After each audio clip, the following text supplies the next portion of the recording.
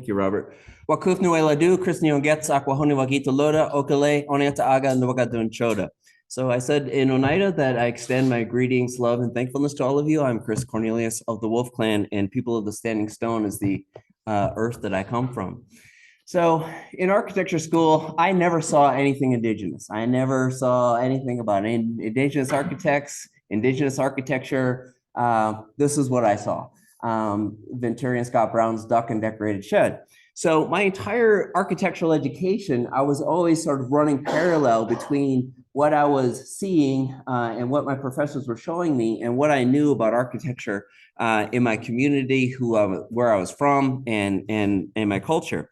And so I started to really think about this, especially after undergrad, before graduate school, and I started to begin to think about what architecture for Indigenous people was and what it could possibly be. And so the similarities for me were in these two things. One, there are a lot of buildings that I call zoomorphs that look like animals. This is the elementary school. It's on my reservation. I didn't attend the school. It was built in the 90s, but it's a turtle. Has a shell, the gym is in the head, the classrooms are in the shell, the kindergarten is in the tail. But once you're inside the building, there's no reflection of why it's a turtle or why the turtle is important to our people.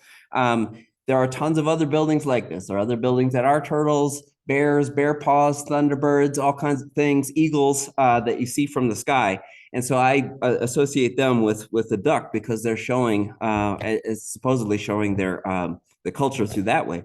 And then the other is the pictograph, where it's a normative kind of building where Indigenous iconography is applied to it.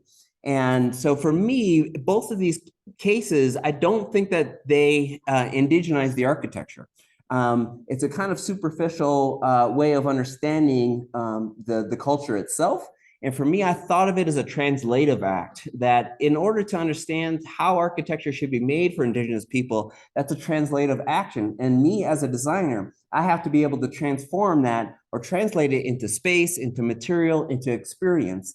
And that's really what I started to do as an undergrad. I started working in an office after undergrad. I worked for 3 years before I went to the University of Virginia. The entrance essay I wrote was basically my thesis project, was this is what I was going to do. And then my thesis project, I did a cultural center for my tribe using our creation story.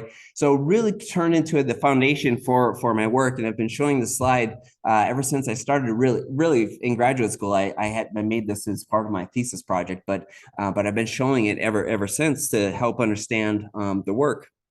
And as Robert mentioned, in 2003, I started my own practice, Studio Indigenous. I was asked to be a part of the design team for the Indian Community School of Milwaukee. It's a school, it's a K-8 private school. Students only have to prove Native ancestry to attend the school. It was founded by 3 mothers in the late 60s who were unhappy with how their children were being taught history.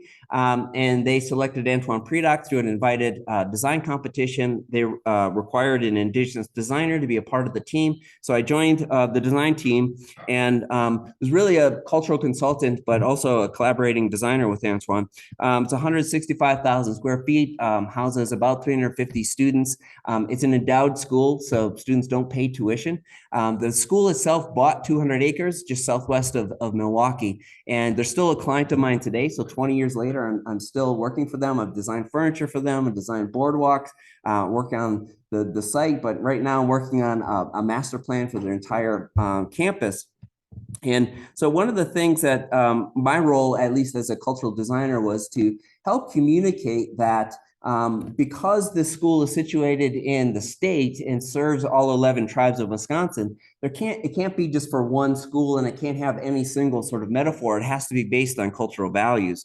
So one of the things that we did was we stripped all the institutional names from things. So in their entire history, the school opened in 2007. They've never called the place that they eat the cafeteria.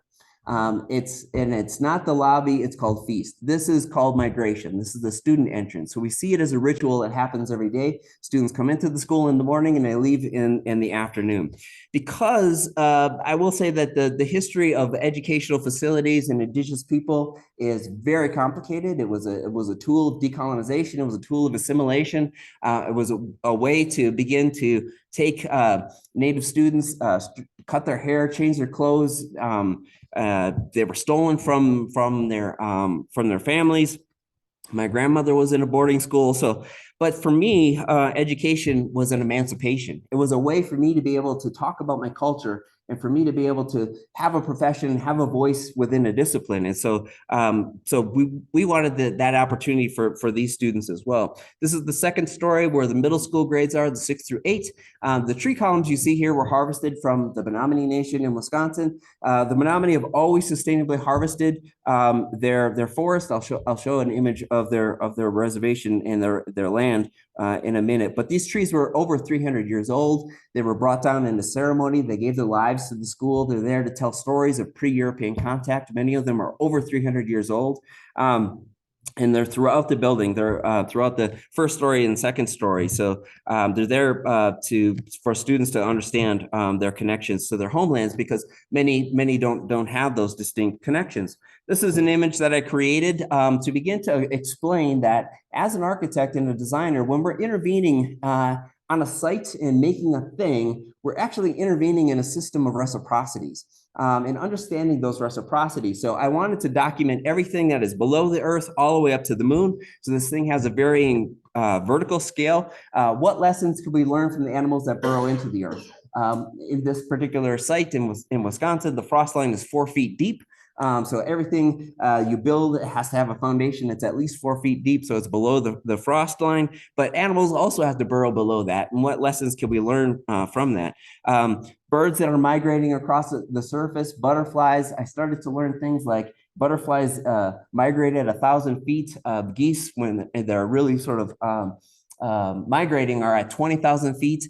This is the time of year when we see a lot of geese and crane come here, and many, I'm sure, are coming from Wisconsin and Canada, where airline traffic happens, where seasonal winds happen, where the weather is, where space travel is, where satellite traffic is, all the way up to the moon. To understand that building, while it's one project, is intervening into that system, and understanding and showing the clients and the staff and the community that we understood as designers that our intervention into that system was important.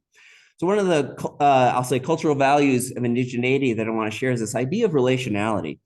This is why we call the mother our earth. In my culture, the moon is our grandmother, the sky is our father, the stones are our grandfathers. We mean that almost literally. If we thought of the earth as if we were related to it, we would think of it very differently. And so this idea that we're related to each other, humans, non-humans, is an important thing within the school. And you can see this is the graphic that we started to change the name of the places, so that it's not called the lobby, it's called community.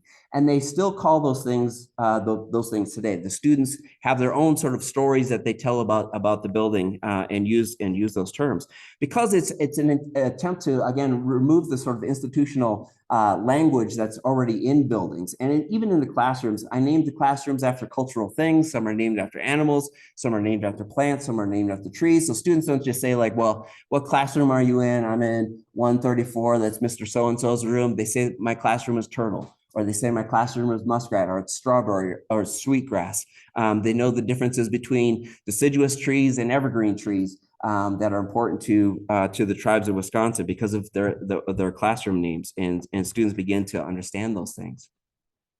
Another image that we may have all seen, and certainly in our architectural education, is Logier's frontispiece, which talks about the Vitruvian story of the origins of architecture, right? We're supposed to understand that this is the origin of architecture. And I think it says something really sort of important about how people see themselves in relation to nature and how architecture plays a role in that. We see the architect pointing at the trees, right? The trees here are a resource for us to use, to compose, to make space, and begin to think about architecture in that way. So I oppose it with indigenous architecture, which is different in the sense that it is not about the taking of trees and making them into something, but it's about the relationship of how those things blend in to one another, and how they are integrated with one another. So the difference between seeing nature as a commodity for us to use and consume and to turn into buildings versus the relationship that it has. And I mean that sort of literally, right? Like if we were related to buildings, we would think about them differently. And we would think about our non-human relatives in that way as well. But I think it says something very important about our role as human beings, as people, as designers, as responsible people within the discipline. And on the right, it's about nature as mine, to possess, hold, to have dominion over, versus nature as me. I'm actually a part of this, right? And if we think of ourselves as being a part of it, I think we would think about ourselves differently in the roles that we play as designers in the physical landscape, whether it's about architecture, it's landscape, or it's planning. And I think that we should think about our role as people within that sort of trajectory and reciprocity. In many indigenous cultures, we think of plants as our oldest relatives. They've seen good growing seasons, bad growing seasons. They've seen drought. Some are medicine, some are food, some are poison. But we talk about them as relatives. I think that we should be talking about buildings as our youngest relatives. We put these things into the world. They consume a lot of resources. They produce waste. They sweat. They breathe. We have a responsibility as designers about the relatives that we're putting into the world. And again, if we thought about buildings as if we are related to them, we would think about them differently. And I mean that from every sort of aspect of the thing, to the carpet we spec, to the seating we spec. Where did that come from? Who made that? And whose neighborhood was destroyed by making that thing? Now, certainly we can't always do that 100% of the time, but as much of the time we're thinking about the thing that we're making is a relative that we're putting into the world, we'll all be better off in that regard. So that was the sort of foundation of my sort of experience. I started this practice 3 years out of grad school. It was a thing that was a continuum for me for my graduate thesis work about buildings. And the school itself specifically hired me because they didn't want a turtle building, and they knew that that's something that I wasn't doing at the time. I did a lot of work after the school. I didn't have a lot of commissioned work, so I kind of gave myself these assignments, and I started to really think about what if I started making architecture that wasn't a metaphor for something else, in a way that what if I started to be intentionally obscure about who made it? Was it a thing? Was it an animal? Was it a person? Was it something else? And what if these things had some sort of tacit understanding of nature? So this deer is looking at this thing. We don't know if it's looking at it because it made it, because it happened upon it and it's startled, because it sees it as a friend or sees it as a foe, sees it as a predator or prey. And I'm intentionally using scale animals instead of scale people in these pieces. I'm using found boxes. This is a base of an old antique sewing machine because the boxes are like sites because we can't expand them, we can't contract them. They have histories, they have contingencies. And I was really just thinking about sort of basic principles about architecture and thinking about this as a place to see the moon for me to lay within it. And this as an impromptu shelter. And again, there aren't people in these things. Some of them started as drawings. Some of them started just from understanding basic things like, how do I make cladding that's like feathers? What would that actually look like? What would happen if I started playing with the moire pattern from the screen that's within these things? Some of them are like three-dimensional sketches, meaning they didn't start with a drawing. I just started sort of designing them and making them. So for me, this was like athletic conditioning, meaning I'm trying to stay nimble as a designer. So I don't need to wait for a project. I don't need an assignment. I don't need a grant. I don't need a competition. I don't need any of those things. I just need to start making things. And so I started to make these things for an exhibition that I had in 2011. So for over the course of about 2 years, I made about 11 or 12 of these things. And if you want to come see some of these models are in my office if you're curious. But I also started doing this with drawings. And starting to think again about what if I wasn't making metaphors in these drawings, and what if I just made dwellings for, again, we're not sure if they're for people, they're for animals, and how can I tap into indigenous knowledge in the making of these drawings? So I did a series of them. They're based on my tribe's moon calendar. We have a calendar that's based on different moons. Many indigenous communities and cultures have them. So this one is the thunder moon. What would happen if the first clap of thunder happens in the middle of the night while I'm sleeping? I would need an apparatus at the top of it to hear it. And hearing it is like how a deer hears its predators because it's prey, right? Its ears face forward. So I started drawing these things in a way. I stopped erasing things in my sketchbook too. 2003, I just never erase anything because I believe that we draw how we see, how we think, right? Meaning like ideas are not concrete at the beginning. You can draw over things. And so these drawings have this sort of layered approach so when it comes into my mind, I put it in the sketchbook. So when the deer came into my mind, I started to think about it. It wasn't the other way around where I was trying to make a thing look like the deer's ear. It just was the thing that reminded me of it. What if there was a structure on this thing that wasn't about columns, but it was just bundles of sticks? What would happen if it had bundles of sticks? And you can see the scale figures in here are animals, the bear's pulling out this rain device that irrigates its landscape. And the top of it is this apparatus that's like a wing that collects rainwater. So they all have the same mass. They're all displaced from the ground. They all have weird ways of getting into them or not getting into them. They have hats. They have these antennae. They may communicate with one another. So I'm trying to draw as many questions instead of answers, right? Because as a designer, we always learn like, oh, this is the design thing, and now I have to represent the thing. Like as architects, we're like always about the answers. But what if we were asking very pointed questions instead? And what if the representation of the making of those questions started to inform the design? So that became part of my sort of athletic conditioning. I was making rhino models of these things as well. And I started to think, well, why don't I start to render things differently? In this case, this one has hair, right? Like what if it was structurally organic hair, like a porcupine?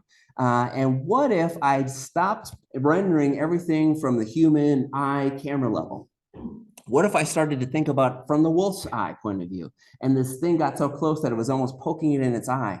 And what if the wolf can see things in the sky that I can't see?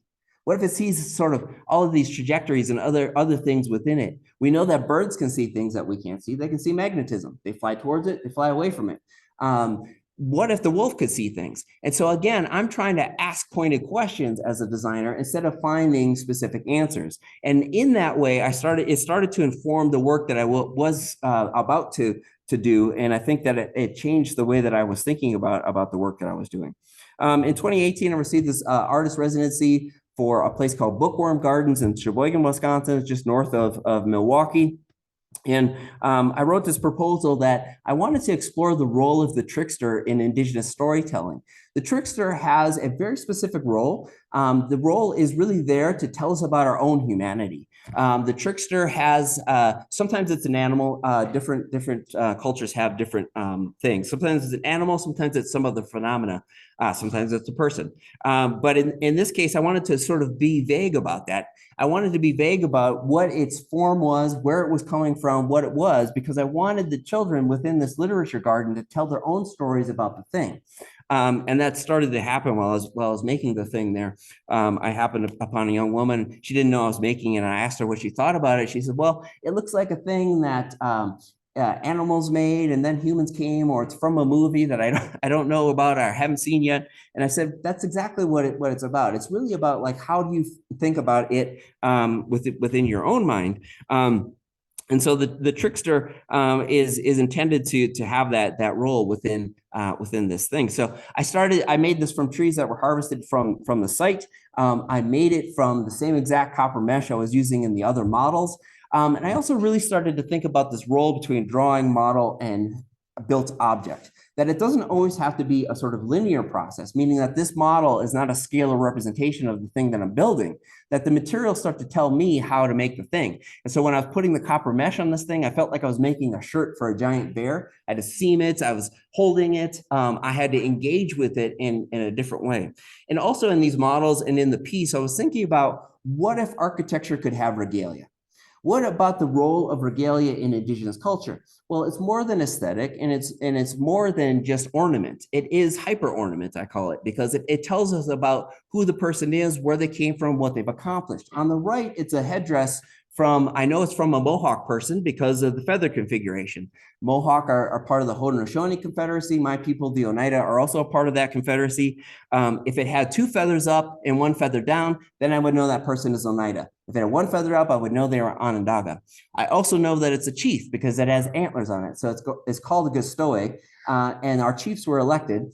We had a true democracy. The Haudenosaunee Confederacy is the longest running democracy in the world, still running today. But the point here is that in this regalia, I can understand the things about who the person is, where they came from, what they've accomplished, and who they are. But what if architecture could have a similar role, and what if it could have regalia on it?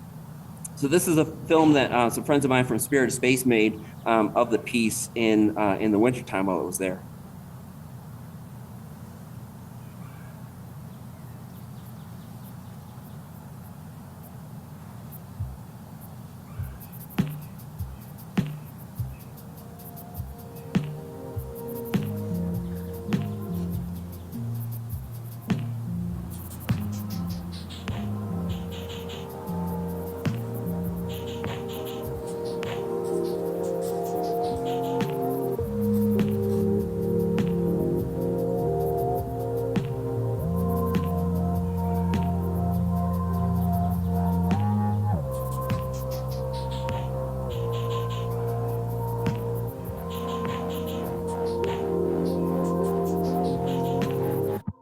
So I didn't tell them how to film this thing. They're amazing filmmakers. They make films for Stephen Hall, Gina Gang, based in Chicago. And they just said, Chris, we want to go film The Trickster in the snow. And I said, go for it. But you can see in the film, I really love how they filmed it. They filmed it in a way that it's almost as if you got too close to it, you might scare it away. They really started to tell me things about the regalia that was on it that was different than the way that I was thinking about it.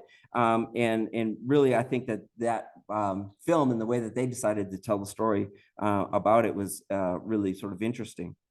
So that was actually the second installation I did. The first one that I did was for the Miller Prize. I was one of the inaugural Miller Prize winners in 2017. So for Exhibit Columbus in Columbus, Indiana, they've run the Miller Prize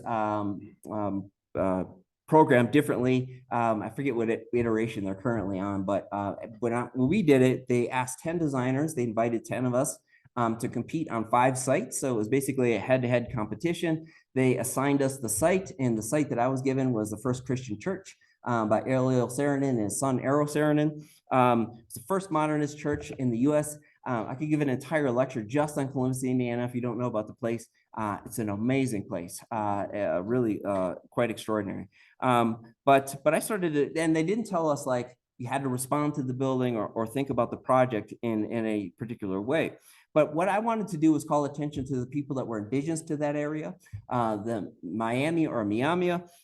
In like many Great Lakes cultures, they're wigwam building people. They built these wigwams that are dome-shaped structures where they take saplings and bend them over. They either cover them in cattail reeds or bark, so they had to sustain winters and winds and other sorts of things. And so instead of bending the things over, I decided to bend it up. And instead of using the saplings, I was using steel rebar, a thing that was ubiquitous, that's everywhere. And then it's clad in what I call its feathers. It's an expanded steel mesh that is cladding the exterior form of the thing. Doesn't have a specific use, but people could use it in different ways. It was on the site for almost 2 years. The library across the street is designed by I.M. Pei. They used it for storytelling. There was an indigenous language group that used it. There was a dance company that choreographed a piece around it. But I also wanted people to have a different experience when you stepped into it. So it has a sort of rubbery, squishy base, so that you understood that you were inside this thing and were to do something else. I tucked it into this tree canopy on the corner of the site. And I thought about it occupying this thing as a living thing, and having a conversation with the Saarinen Tower that we might not understand, but only I can facilitate as a designer. So this piece has regalia on the top of it as well. And the top is angled towards the sun during the fall equinox, so it let the most amount of light through the door and through the top. I'm trying to connect these things through these solar events so that people understand that it changes how we see nature, and how you view nature through the thing would change over time. I was later asked in 21 to do a permanent land acknowledgement at Lawrence University, a small liberal arts college in Appleton, Wisconsin. It's called Otachia, which means crane in the Menominee language. The Menominee are indigenous to Wisconsin. The campus wanted to acknowledge the fact that they're on that land. And so this is the satellite photo of the state of Wisconsin. You can see the dark green part is the Menominee land base, and then that dark rectangle, which almost looks like a sort of Photoshop or a glitch, is actually their reservation boundary. Like I said before, they've always sustainably harvested that land. So for over 100 years now, they've actually increased the yield of that land by 125 to 140%, because they only take down trees that have already fallen, are ready to fall, are in the ways of impeding light or water of other trees. They don't work off of a sort of annual cut that they need to make. Whatever the forest yields is whatever it yields to them. And then the Lawrence University is located right here. That's where Appleton is in Wisconsin. I grew up just north of that on the Oneida Reservation near Green Bay. This is the piece. And so it's angled towards the Menominee Nation, has a prominent spot next to the university's library and then the School of Art here. They renamed the plaza after a Menominee name. So for me in these pieces, the piece in Columbus was called Wikiami, which in Miami means wigwam. And this one is called Otachia, which in Menominee means crane. The crane is a part of their clan structure. It's the clan that's responsible for art and architecture. So it's important to me that these things have these indigenous names, because I think the land needs to hear the language. If we think about it, the land has heard indigenous languages for thousands of years and then doesn't hear them and hasn't heard them for hundreds of years, right? And so whether it's an indigenous person or non-indigenous person saying it as the title of the piece, the land needs to hear the language. But I wanted to make a thing that, so I worked with the indigenous student group at Lawrence. I wanted to make a thing that they could identify with. Nothing on the campus they can identify with. They don't see anything in the physical landscape that shows them that they're welcome or that has anything to do with the indigenous history of the place. So it's a thing that you can get into. You can stand inside. It has this custom perforation pattern that's based on the Menominee patterns.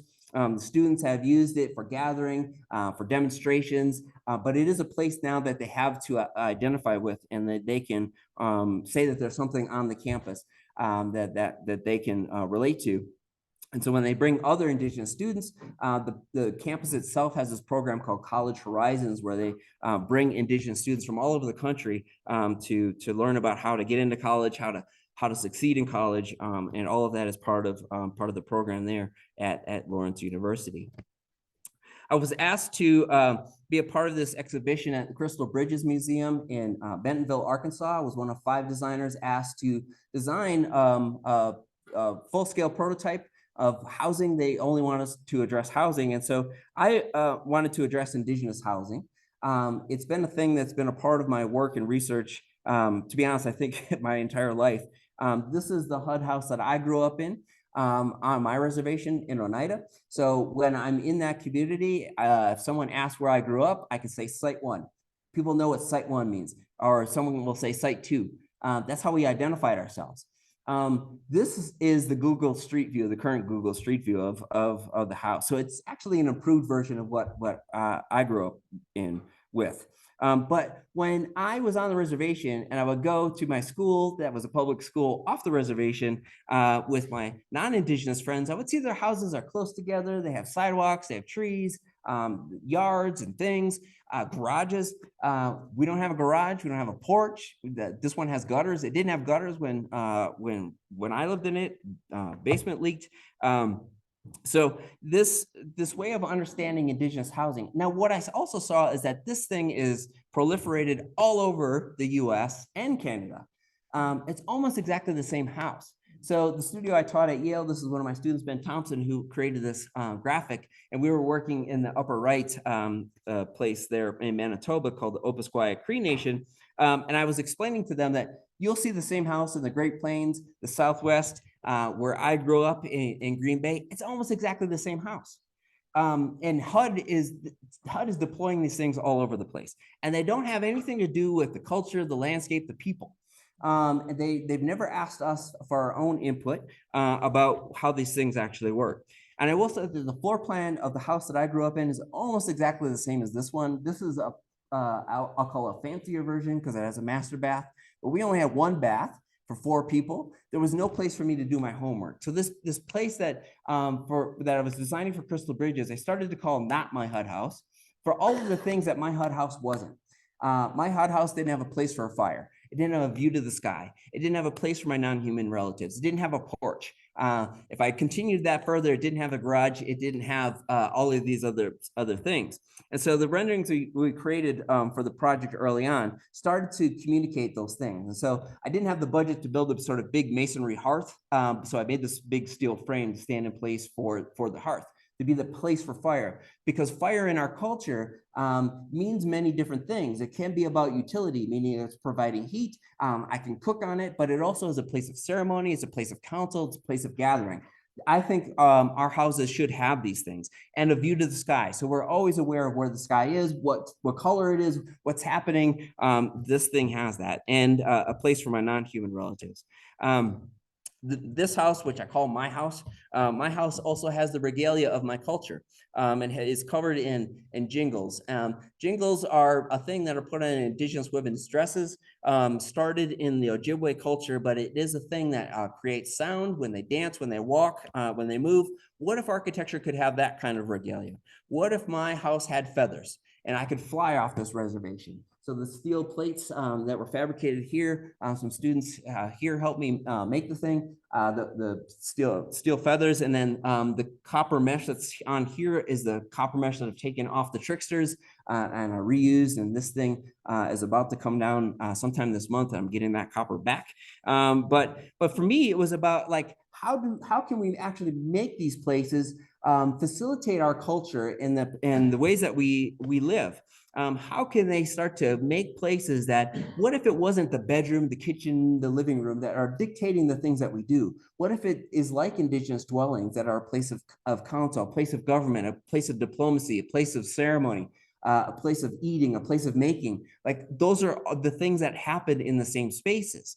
And within our community, and like many Indigenous communities, you can have multiple generations living in one house. For a period of time, my grandmother lived with me. I slept on the couch. She slept in my bedroom. This can happen. You can have 2, 3, 4 generations within a house. And so this idea is a modular approach where communities could come together. If you had to add a bathroom, it's in a module that has basically a sort of plug and play situation. Or you can add a bedroom, you can take a bedroom, you can have an ADU, you can have all of these things that fit the situations for the community better than the house itself. In these, I'm also experimenting with the idea that it isn't just a sort of like double hung slider, blah, blah, blah window from whatever company, but what if we were bringing in light from different heights? What if we were facilitating people of different heights, different postures, human, non-human? I can sit on the ledge of this thing. I'm bringing in light above, I'm bringing it below, and then I have my view to the sky through this piece. Those are the things that are part of Indigenous architecture. It doesn't matter where you're from in the country, right? My people are the lower right here. The Haudenosaunee longhouse is like that. So the sky hole is usually associated with the fire, so it's the way that smoke is let out. But in a kiva, it lets light in. In a hogan, it's different. At Shackle Canyon, it's different. But all of those things, I'm trying to tap into those aspects, the characteristics and qualities of Indigenous architecture, in order to make a new language that is the language that I'm creating as a designer. But I'm trying to tie into these timeless things. This is one of the renderings we did for the project long before it was built, showing my non-human relatives can come up to it. There's a snow owl in the hearth it's hunting. You can see the deer tracks here in the snow. So we wanted to show it and really just kind of talk about it in different seasons. This was a picture that I took while I was making the thing on the site. A deer had come up to it and the deer tracks disappear, which means that the deer either went into it already, it continued on the path, went into it, went onto the porch, just like it did in the rendering. Other people have shown me or sent me Instagram videos of deer coming up to the thing. In a way, I think that validates what I've done as a designer, that I've made a thing that my non-human relatives are not afraid of. The little ledges on the openings and things like that were intended for birds' nests. I think we spend a lot of time as architects trying to keep birds off our buildings, when we actually should be making habitats for them. What if our buildings were also habitats for our non-human relatives? There's no reason we shouldn't be doing that, right? If it's a maintenance issue, we deal with it. If it's something else, but we have to be good relatives to them. And that's a thing that we saw with the Indian Community School. Deer were walking up to the building, cranes were walking up to the building, they're making nests at different places. All of that is welcome and part of how I think about design. And so making a place for my non-human relatives is an important aspect to that. One of my recent projects is I was asked to be a co-curator and designer of an exhibition of indigenous ceramics at the Milwaukee Art Museum. I was asked by the Chipstone Foundation, which control a gallery at the Milwaukee Art Museum. And so we selected 13 objects. And what I tried to do was to communicate that these objects, I've tried to like disassociate all these sort of other metaphors with came from clay, came from the earth, it's made of fire. Like I didn't want any of those things. But when I started to talk to the artists and the other curators, and I had interviews of them, we started to realize that these things had knowledge, that they were thinking of the pieces as beings, and that the knowledge that was being conveyed in the contemporary artifact is timeless. They're using their indigenous knowledge to make these things within this exhibition. So it's called Knowledge Beings. Like I said, it has 13 pieces. It's within the Milwaukee Art Gallery, Art Museum. I wanted to make a transformative space. One of the things I think that museums has, and many things, has done wrong with indigenous artifacts is there's no context, usually. We see them as things of the past, when in reality, people are still doing the things, that the things that may be very old are actually tied to knowledge that is still being used. And so I wanted to make a transformative space that didn't have the 4 museum white walls, didn't have the pedestals and the acrylic boxes, didn't have the tombstones with all the labels on it. I didn't want to see any of that stuff. I also wanted to make a space that people could engage each of these pieces differently to understand that they had a being and a presence of their own. And so because this is in a gallery space, it's like this empty box that is buried in the museum, no natural light. So we made this thing, this is where I started to call it the sky hole. We commissioned an artist to make the video that you saw. So it runs through 24 hours of sky with birds that are flying over, geese, in 20 minutes. So it changes every time you come into the gallery. We know that most people are not going to spend probably 20 minutes within the thing, but I wanted people to begin to think about it differently when they came in. So the volume of the space is broken into 13 segments. One of them is the entry, and then the 13th piece is in the middle. Each one of these objects has its own home. So I started to think about it. What if I filled the gallery with space or form or material and carved away at that? So the first thing I carved away was this conical shape, which is the oculus, the circle at the top, has an ellipse at the bottom to help maximize the floor area of the exhibition. And this is where the sky hole is. And then I created this area where it's an 8-foot height sort of datum, so people can actually engage the pieces differently. So what you're seeing here, this is the void. This is what was taken out of that space. So inside that space. And then these are the objects within that. And so each one of them has their own home.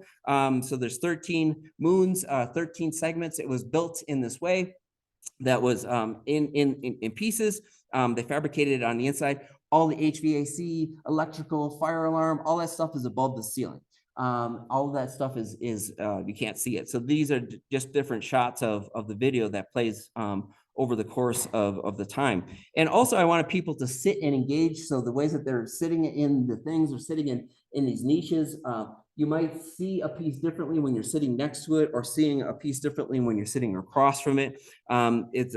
new floor within that is more of this sort of earth color. It's a little bit squishy, so when you step into it, there's a different sort of texture that's in the museum. So this is the juxtaposition, right? That's just outside the museum, and that's the thing I'm trying to avoid doing.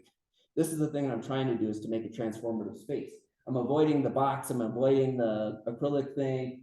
The tombstone is a little label thing on the wall over there. You can see all the track lighting, all this gobbledygook that's in the way. I just want people to be inside the thing and have this sort of communication with the objects, and that the object is the thing that is most important here. Because the artists that are making these things, again, they're using traditional knowledge with their own knowledge, right? This is an artist that's using like comic book sort of language with what he knows from his own culture. So each one of them has a little home like this that's carved into each one of the segments. And then the piece that I most recently installed at the Chicago Architecture Biennial is called Aguidaze, which means stranger in Oneida. And so I was trying to make a statement about the fact that even though I could do a land acknowledgement about Chicago and the people that are indigenous to that area, I wanted to communicate that I'm a stranger in that place too. As an Oneida person, I'm a stranger. So Aguidaze means stranger or newcomer in Oneida. And I don't have all of the secrets of that place, but I approach it as someone that's a stranger. The other aspect of it that I'm trying to sort of communicate with the piece itself is from Reservation Dogs. If you know the show on Hulu, during the first season, there's a whole episode about the deer lady. And shortly before that episode aired, I had this conversation with Edgar Heapabirds, who's an indigenous artist, about, I asked him, like, are there stories in your community that you don't really like tell a lot of people because they think it's kind of weird, because I have one in my own community? And he told me the story about the deer lady. And the deer lady is a very attractive woman. And basically her whole role in life is to attract bad men. And the bad men go away with her, and then they're never seen again. So basically, you know, the short version of the story is, don't be a bad dude, you won't see the deer lady. But in this episode, you can see this young man is engaging with the deer lady. In this episode, I think they do an extraordinary job of demonstrating this. We see that she has feet like a deer. Now, this is indigenous knowledge. This is not a fable, a tale, a story, a myth. This is truth. This is fact.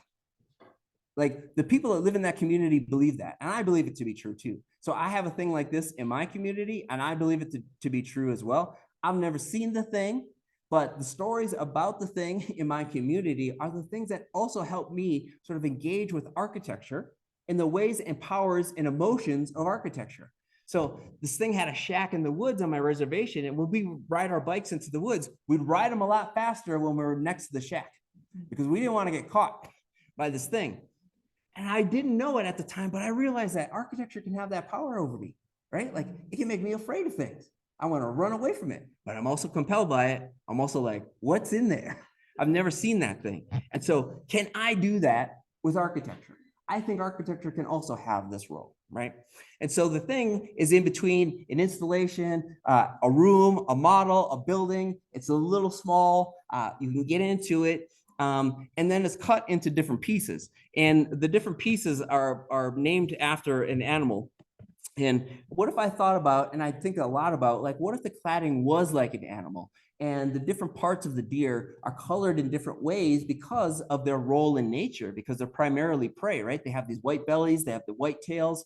I have a whole lecture that I haven't given here yet, but I give to second-year undergrad students about materials, and it's called Why the Deer's Ass is White. But it's all about characteristics and qualities of materials. And thinking about that deer's tail is white because it is a prey. And when they start running away, you can see the white tail bopping around, and their buddies know to start running with it. They don't need to see the danger. They just need to run with it. So what if architecture could have that role as well? And what if it had regalia on it again? So taking the jingles that I'd done on the Crystal Bridges piece, and I projected a star map onto this portion of it. And what if it has these things that I'm not really being sort of clear about the joints between these things. I'm being like really colliding these things together in a really significant way. The different colors, the different textures. I want people to touch it. The people, we were just talking about this with Robert, the people in there, if you go up to touch the thing, they're telling you, don't touch that. But I want the thing to have those pieces to it. And the piece sits within the larger gallery space, within the exhibition.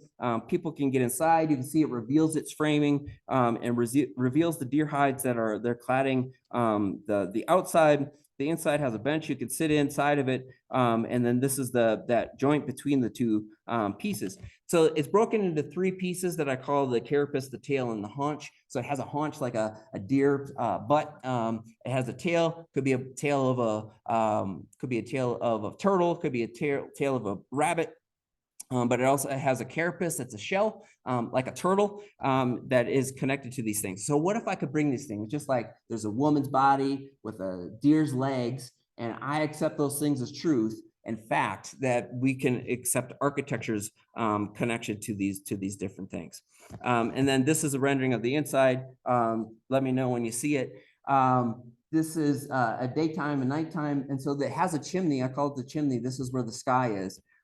Within the piece, the dear woman right there, shadow, on these pieces. And so these are photos of, there's a video inside the chimney, and the video is a time lapse of my sky, our sky here in Albuquerque. I did a time lapse of the sky here in New Mexico. It's one of the things that I think is extraordinary about this place. The sky is amazing. The sky is extraordinary. My people and our creation story, we came from the sky. So I have an affinity to this thing that I can't even explain. It's in my DNA, right? That's the moon. There are jets flying over this, satellites crossing this, drawing lines across this like I would an architect. That's inside the sky chimney. So I'm trying to connect all of these things, that I'm Oneida, this is the place that I'm from. It's a strange thing. Is it a building? Is it an animal? Has jingles? Is it a person? Is it a dress? Yes. Because in indigenous knowledge, it can be yes. It can be multiple things at the same time. It doesn't have to be separated into truth and fact, or fact and fiction. It can be all of those things. In my work, I think of design as ceremony. And I borrow this term from Sean Wilson's book, Research is Ceremony. And within the book, he talks about research methodologies and as they relate to researching indigenous cultures. He's from Canada. I know his sister and his parents, really extraordinary people. And within the book, he talks about things like epistemology, ontology, axiology, and methodology. All of these things that are in Western knowledge bodies, right? And so we're not accepting, at least in the academy for many years, we're not accepting indigenous knowledge as part of this. And so Sean's argument is there are indigenous versions of this, of each of these things. And to help you understand how these actually work in verbs, epistemology is knowledge, right? It's about knowing. I know this to be true, right? I know that the deer lady has feet of a deer. The other parts of my knowledge are like, that's not possible. That's not science. No, those things can be true. We can have science and we can have those facts as well. Ontology is about being indigenous. What does it mean to be indigenous? These are the things that are harder to explain, right? And for me, when I put these deer hides on the thing, I put the jingles on this thing, that is about being indigenous. And I want it to resonate with indigenous people in that way. Axiology is about valuing. Why is this important? This is important to me as a designer, as an indigenous person. And the methodology is the doing. What is it that I'm doing? Is this happening through architecture? Is it happening through design? Is it through storytelling? Is it through dancing? Is it through making? Is it through singing? All of those things. So the way that I have this set up in a kind of structure is really not even the right way to demonstrate it, because to me, it's like a big sphere of things that are swirling around and they don't all have equal value. But the work that I'm doing, I'm trying to situate it in the middle of all of this. I'm trying to have all of those things be true at the same time. How can I begin only as an indigenous designer making work for indigenous people? That's indigenous architecture. If I'm not indigenous, it's really hard for me to understand the ontology, right? Just like it would be for me to design something outside of my own culture, to understand what it was actually to be African-American or to be Latinx. I don't know those sorts of things, but I do have methodologies for examining my own culture that I can use in other cultures. So some of these things show up in different ways, but I'm always trying to situate these things in the work that I'm doing so that the ways that I'm thinking about it and the ways that I'm making things, including all the drawings I showed you and the models and the deer and the bear and all of that is part of all of this understanding of that. And so that's why I think of design as a ceremony. I do want to sort of conclude by talking about decolonization. And I write it in this way because I think of it as an active project. And true decolonization is about the dispossession of land from indigenous people in the US and Canada. In order for that to happen, land has to be given back. But I do think that there are different ways of giving land back, and some of my indigenous colleagues may or may not agree with me, but there are different ways of doing it. One is through title and deed. I think the primary way should be honoring the treaties that the United States made and Canada made with indigenous people. But it could be through stewardship. It could be through other ways of understanding that indigenous knowledge is important and that our knowledge of the land is different because we are related to it. And how can that knowledge be shared with other people? And so to understand colonization, I borrow these terms from Linda Smith's book, Decolonizing Methodologies, and she breaks down the vocabulary of colonialism. The first term is the line, the map to survey our territory. So that is to say, like the 13 original colonies, the Louisiana Purchase, they draw a line around the thing, and that's the thing, right? Like the New World or whatever anyone wanted to call it. That's one of the first acts of colonization. The second is this idea of the center, that there's a center made that is about the orientation to the system of power or the capital, right? Romans put churches in the middle of their places. But there's always a kind of center about it. It might be in the geometric center of the thing, it might not. And then this idea of the outside, that the territory and people may be in oppositional relationship to one another. And this is where we get this mentality of build a wall, keep them out, we're in, you're out, us versus them, that kind of thing. So all of those things are the things that fuel colonization. It is still happening.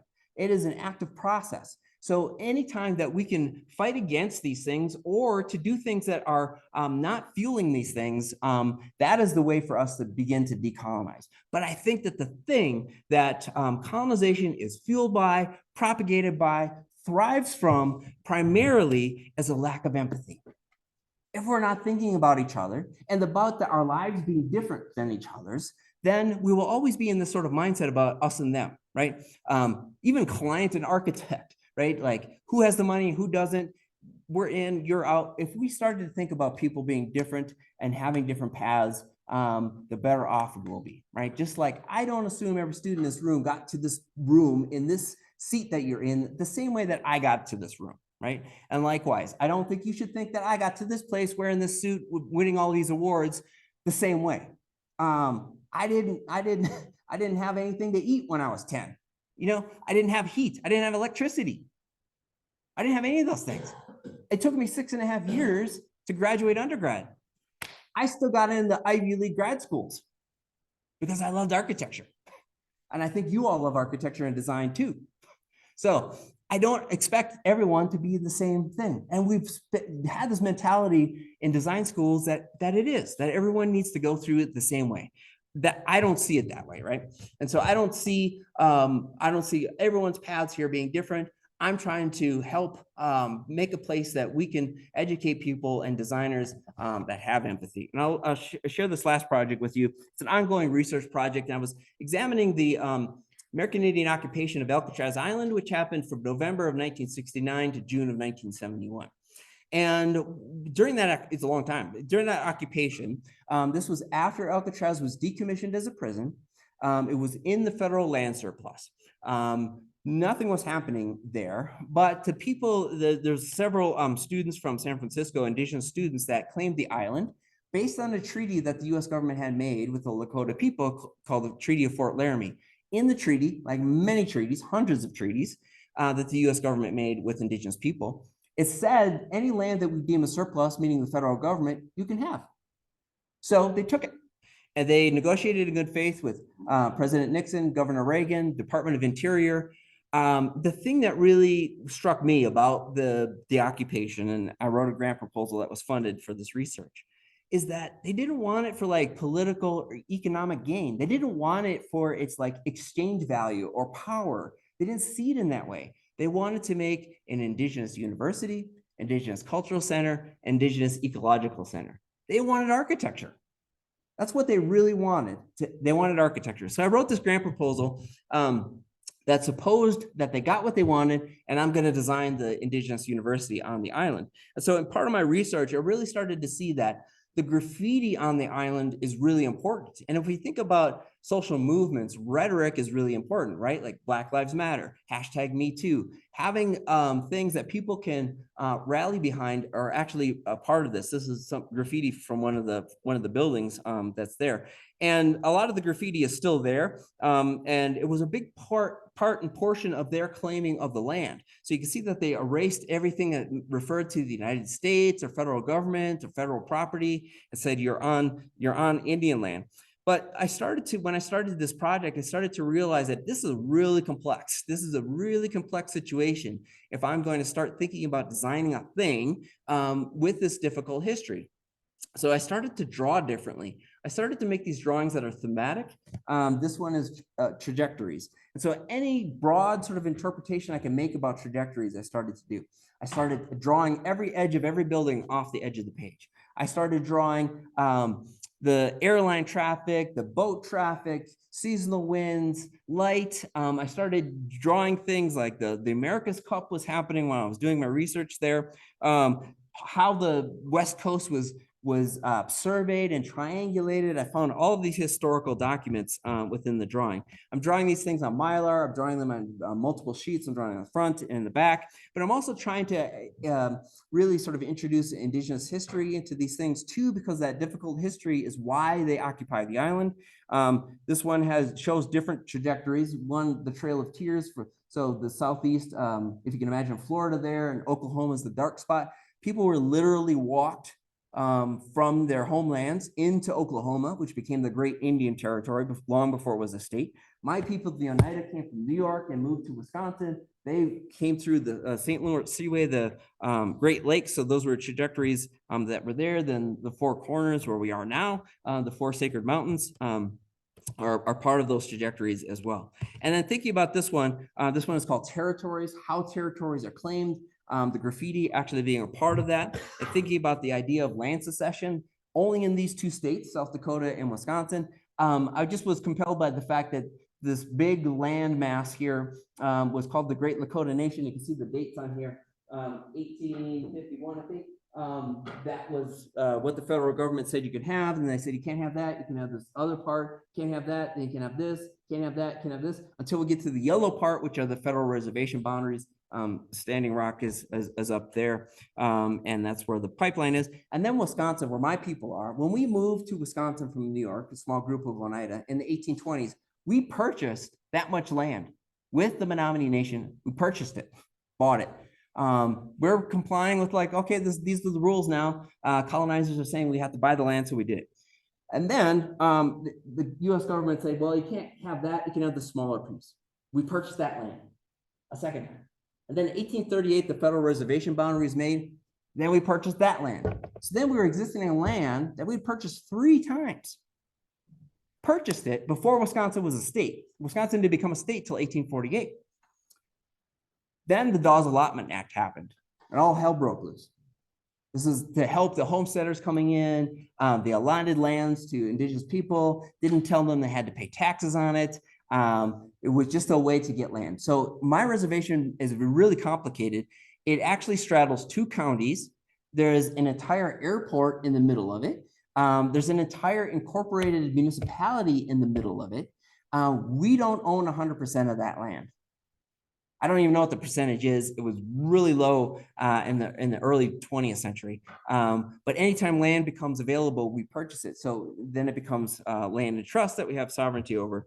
But it's a really difficult situation. So part of that actually overlaps Green Bay proper. There's a Walmart in the western part of Green Bay that leases their land from my tribe. I don't have to pay sales tax on the Walmart with my tribal ID, but it's really complicated. And my tribe situation is one that we were trying to play by the rules, and we still lost our land base. So that's underneath this drawing. I found geological maps, landscape maps, because Alcatraz is a national park. There's a whole archive of drawings. Within this drawing, I'm trying to explain things that I don't need to. I'm kind of preaching to the choir here, but everywhere else I lecture, I'm not. That we should be talking about places like Acoma as the first cities in the U.S. These are very sophisticated civilizations, multi-story buildings, the first multi-story buildings in the country.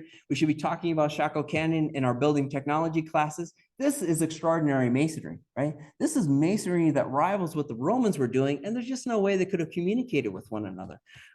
We should be talking about those things as well. The petroglyphs, which are all over our landscape here. There's a group that are 3D scanning them in order to preserve them. So those things are within this drawing. And again, so as I think of these things, I put them in the drawing. I'm not trying to make sort of bigger judgments other than the fact if it's related to territories, I'm putting it in the drawing.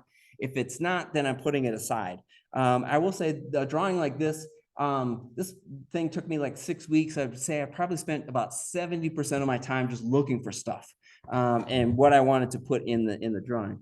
I also had to think about how am I going to communicate some of the most difficult parts of our history, meaning the history between the United States and indigenous people. So one of the ways I did that was through this date here, 12/29/1890. That is the massacre at Wounded Knee. And when I say massacre, I mean it literally. 300 Lakota people were killed. This is the United States Army. United States Army. All of these gentlemen have medals. Those medals should be posthumously revoked, but they have not. And I don't know about you, but this looks like genocide to me. And our government has never used that word. Canadian government has, US government has not. Now, when people are protesting the Dakota Access Pipeline, yes, it's largely about the contamination of water, but it's also about the fact that their relatives are buried in this land where that pipeline has gone through, and they ignore the archaeological reports that say that. I'm not for casting blame or guilt or any of that. I'm about context and truth. Let's just tell the difficult truth of our country and how it has treated indigenous people. That it's a goddamn miracle that I'm standing here, right? Anyone that's indigenous here today, it's a goddamn miracle that any of us survived this. And I think about that. And I can't show that in the drawing, but I have to show it here. So of those 300 people that were gunned down, most of them were women and children, unarmed. Our country is founded on gun violence. So why are we surprised when it continues? Right? By the way, United States Army, US military, the highest participation of any, I'll call minority group, is indigenous people. We were fighting in wars before we were even considered United States citizens. So we are part of this, right? And also, I'm not trying to say like, there's this us versus them, because that's the colonization talking. It's just about truth. In order for us to approach anything close to reconciliation, we have to be telling the truth. I think we should be talking about these things in our design courses because we're intervening in this landscape, right? We need to know the history of this land. You all should know the Dawes Act just as much as you do the Declaration of Independence. We should know those things. We should know that there are over 200 treaties that were broken. That's the place to start. Vine Deloria Jr. talked about it in the 1960s in his writing that the United States government has to honor the treaties. If they didn't see us as sovereign nations, they wouldn't have made treaties with us. So that's what I'm thinking about as a designer.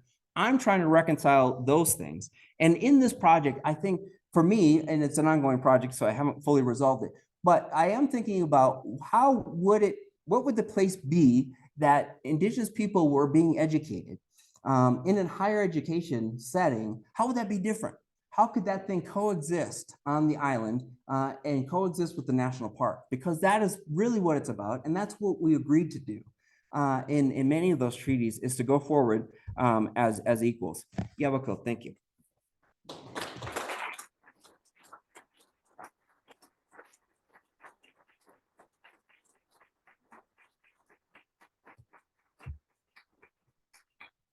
So I'll be happy to take questions. Thoughts, comments? Yeah. Why didn't you think about the Indian Removal Act of 1830 that moved the Cherokees to Oklahoma? There's hundreds of things that I can't put into one drawing, right? But we all should know those things. Like those are the things that are being left out of our history courses. But we should know those things. I mean, that was an actual law that was voted. All of these things were laws. The Dawes Act was a law.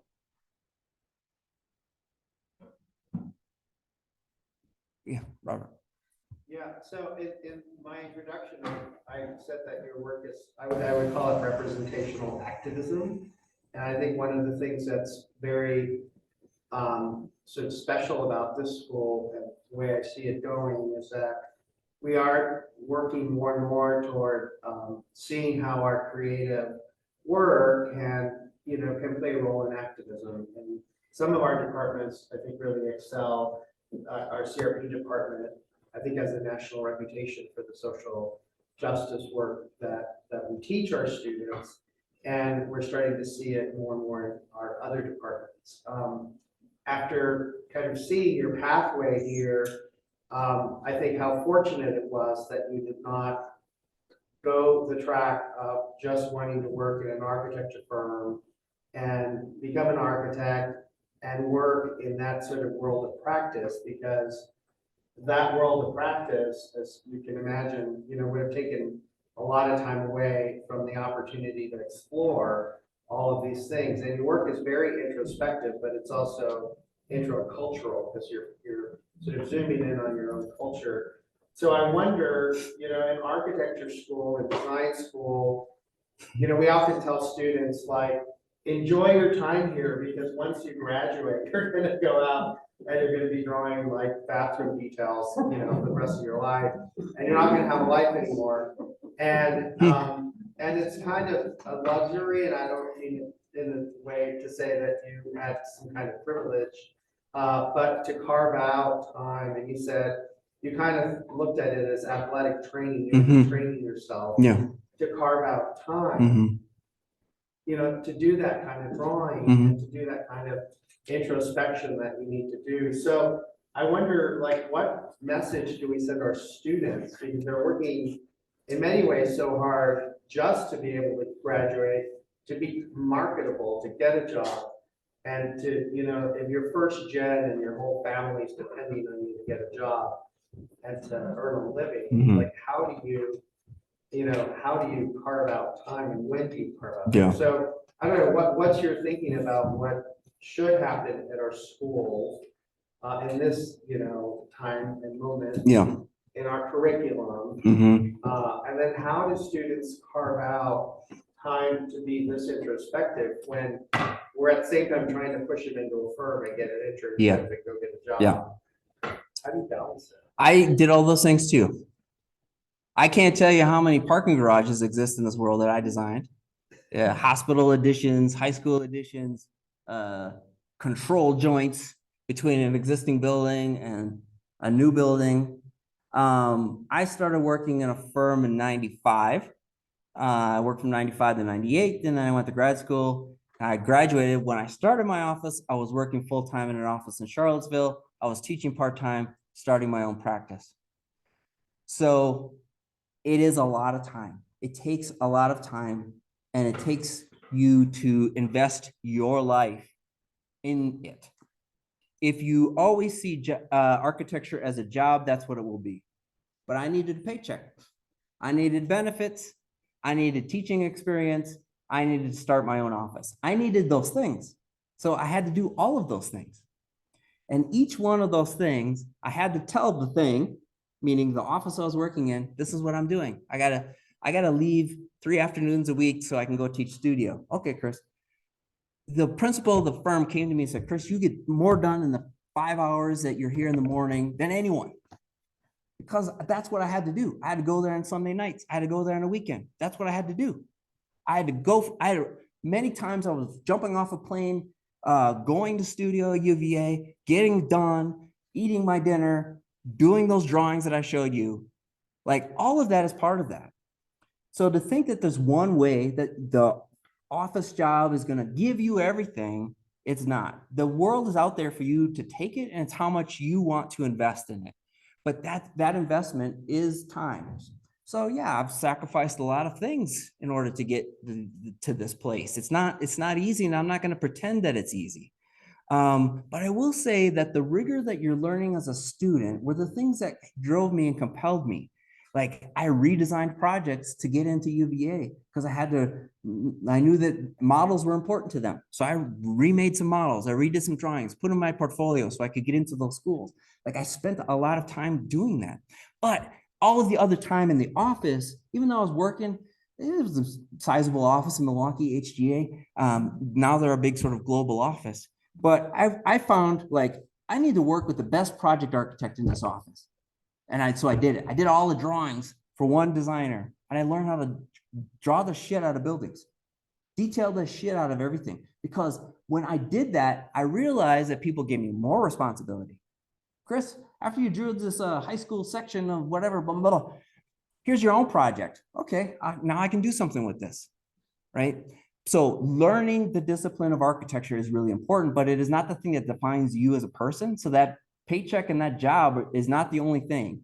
So doing the models and the drawings, I'm still doing that. And I'm not waiting for some grant, like I said, competition assignment. I gave myself these assignments. And I hope you can see how that stuff fueled when it came time to do an installation. I'm like, I know what to do because I've done this before. How do I make this thing? So it's really important for you to learn the tools of architecture. And I hope you see that in my drawings as well. I will love drawings. I love making drawings. I love doing renderings. I love the digital work. I love the handwork. I love making models. Unfortunately, now I spend more time talking about the work than I do actually making the stuff.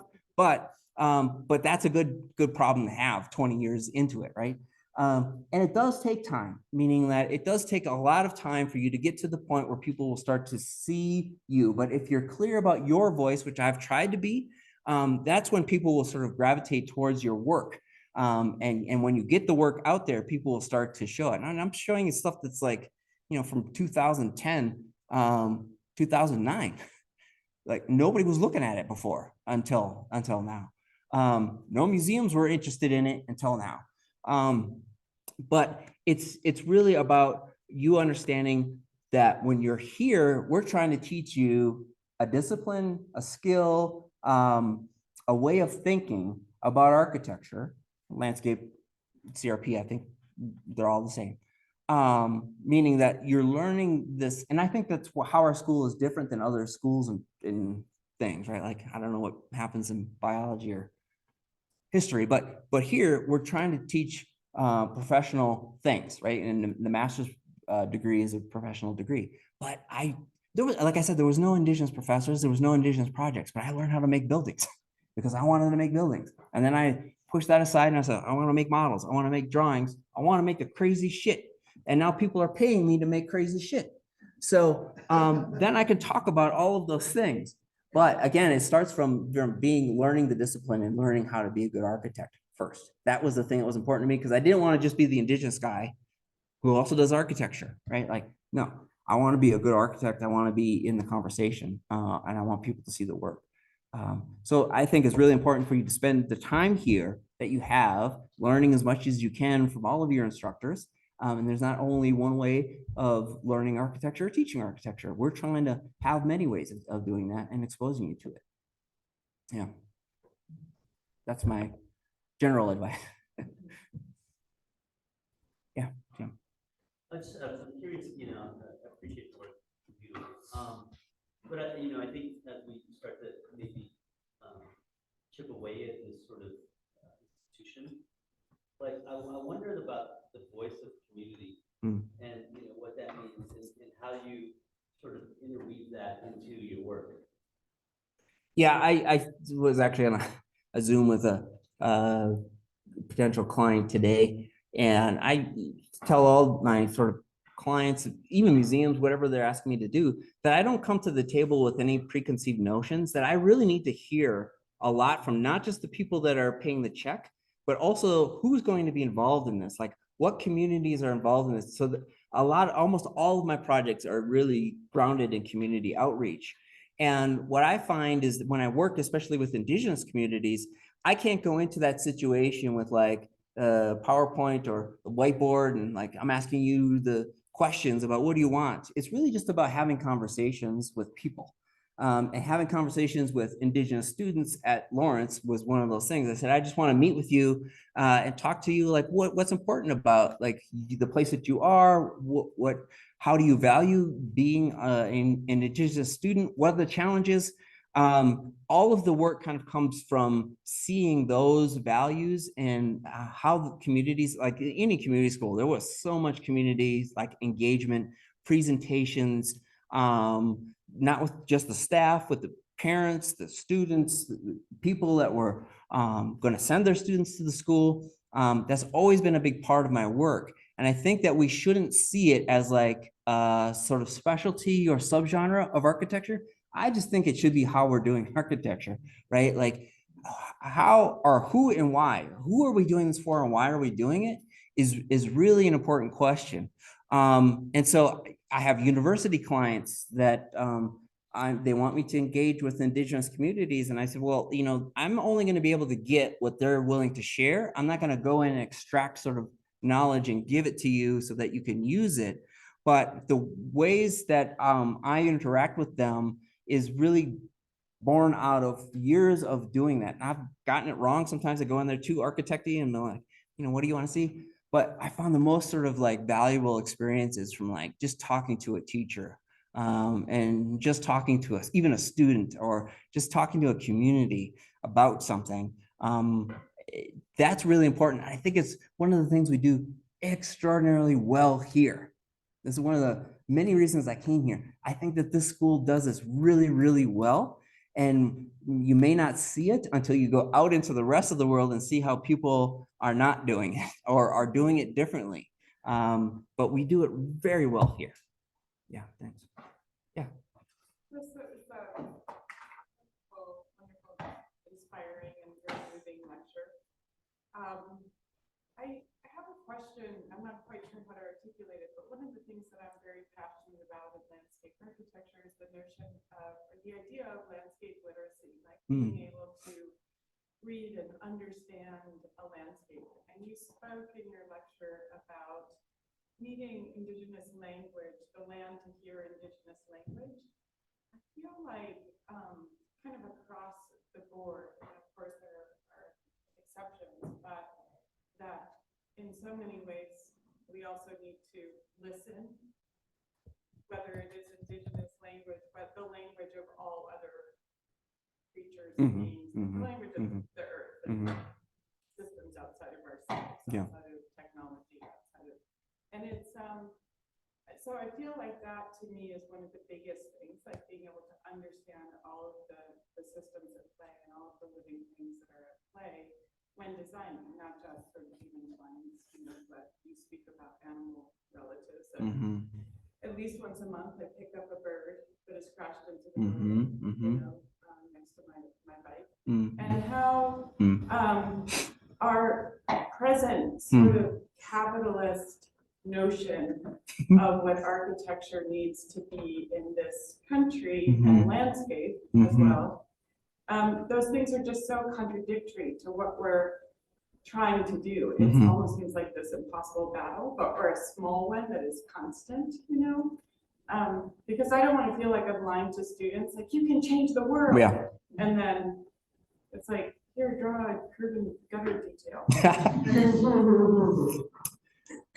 Yes. So So, the question, I yeah. guess, is like, how do you deal with, like, as an educator, as a practitioner, with that contradiction yeah, in the way that we're living and sort of killing the planet? yeah.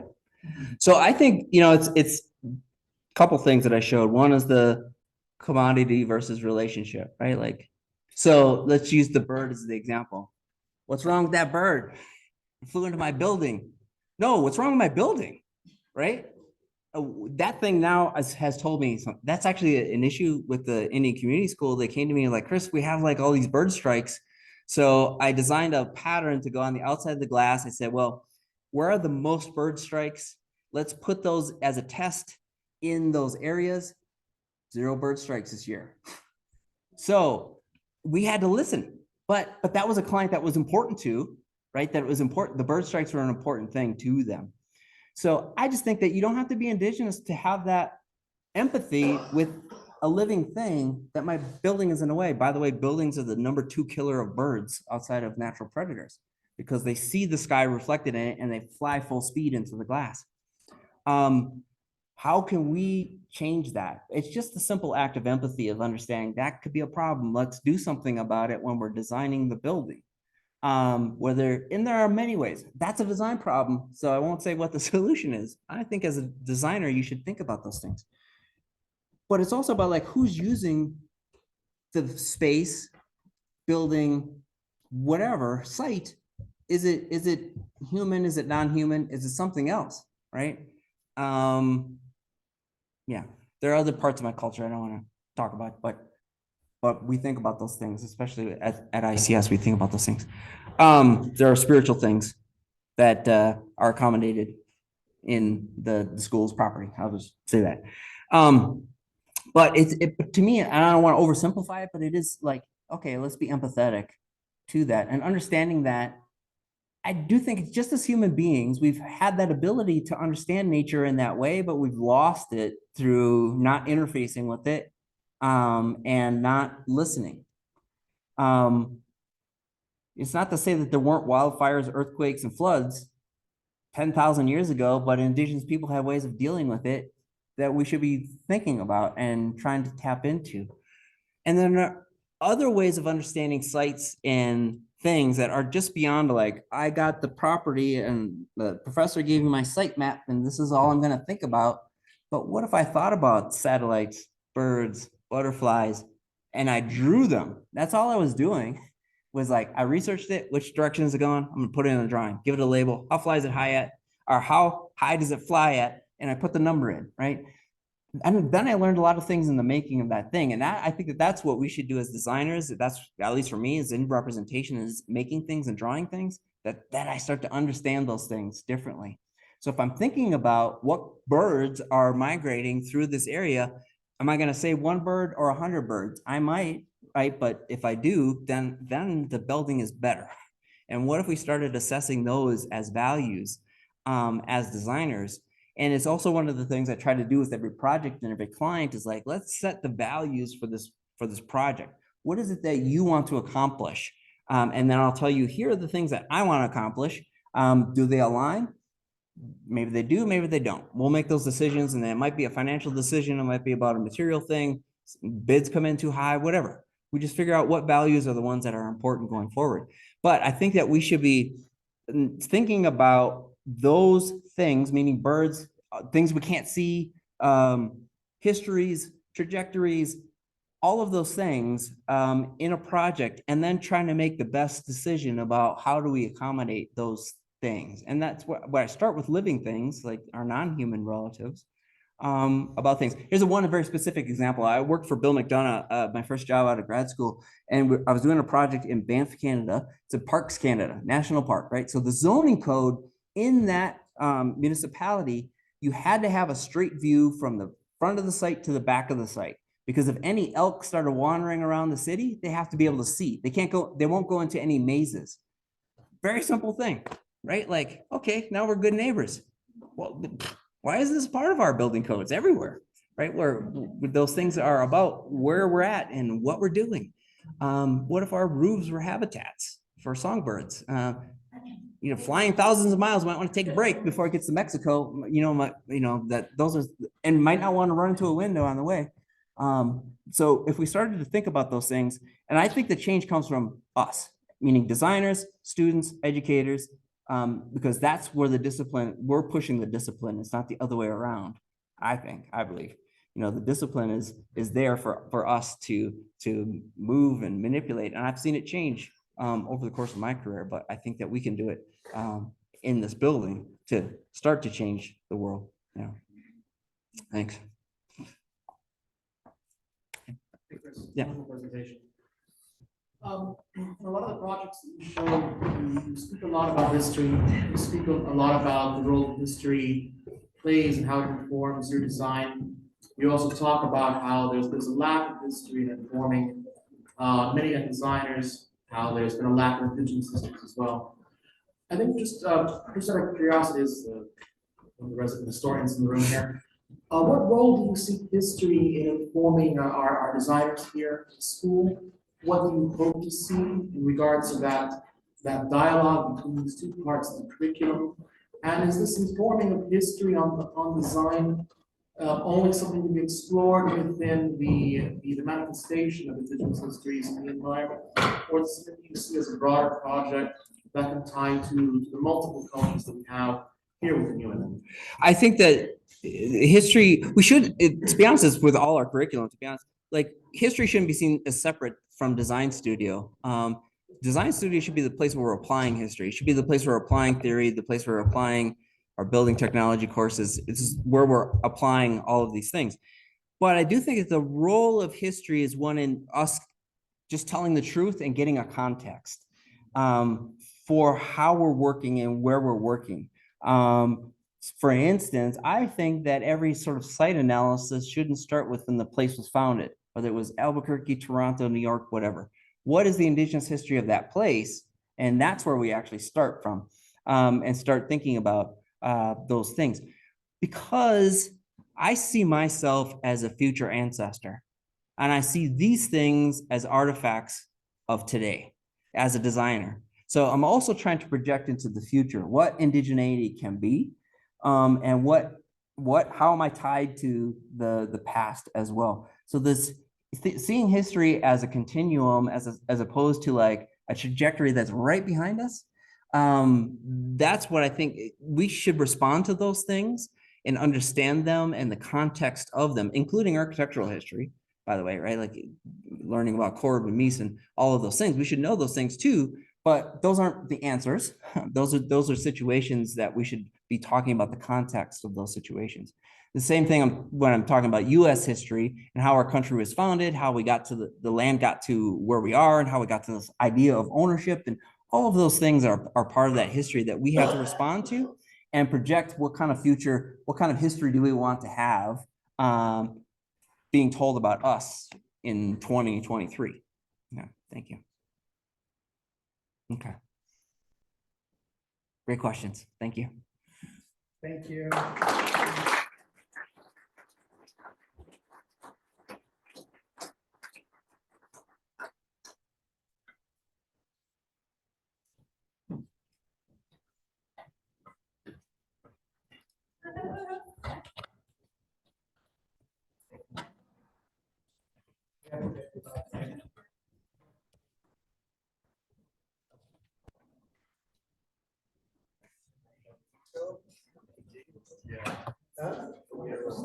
Great. Thanks. Yeah.